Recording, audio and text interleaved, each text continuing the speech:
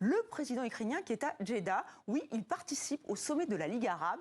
Il s'est exprimé devant tous les pays membres, regrettant notamment que certains ferment les yeux sur l'invasion russe. Et on va revenir sur cette présence du président ukrainien avec vous, Slimane Zeguidour. Bonsoir Slimane. Bonsoir. Alors, en fait, il a été invité. Pourquoi Volodymyr Zelensky a-t-il été invité à ce sommet de la Ligue arabe? D'abord, c'est une invitation personnelle du prince héritier qui n'a pas été concertée avec les autres capitales arabes qui ont été assez surprises et même troublées, comme en Algérie ou en Syrie. Pourquoi? Parce que le prince héritier d'Arabie Saoudite veut faire de son pays un acteur majeur sur la scène régionale et internationale.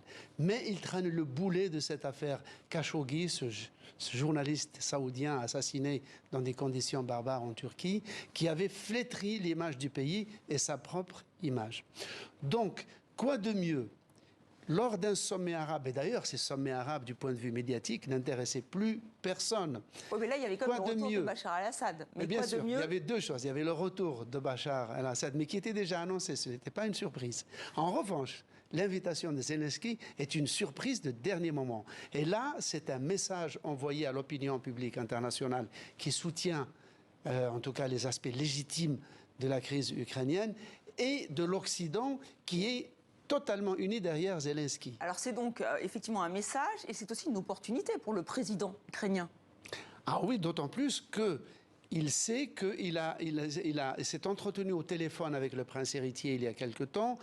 Il a reçu une aide humanitaire de 400 millions de dollars de l'Arabie Saoudite et il compte sur les bonnes relations que l'Arabie Saoudite entretient non seulement avec les États-Unis, mais surtout avec la Russie et Pékin pour amener les Russes à lâcher du lest.